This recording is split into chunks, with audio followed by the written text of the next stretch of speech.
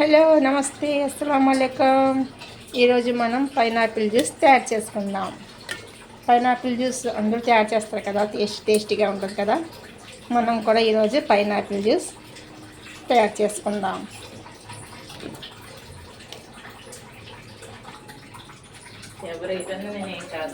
Sugar,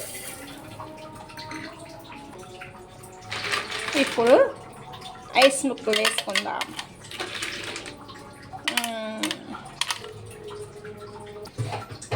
ఇప్పుడు మూత పెట్టి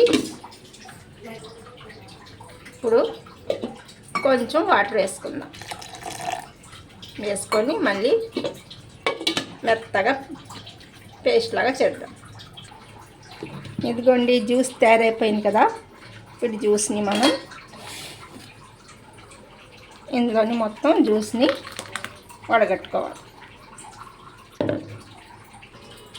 చిన్న పైనాపిల్ మొక్క ఇక్కడ పెట్టి ఇందులోని మొత్తం జ్యూస్ మొత్తం వేసేద్దాం.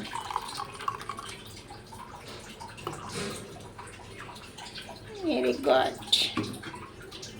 జ్యూస్ మొత్తం గ్లాస్లో వేసి అందులో మనం ఐస్ ముక్కలు వేసుకోవాలి.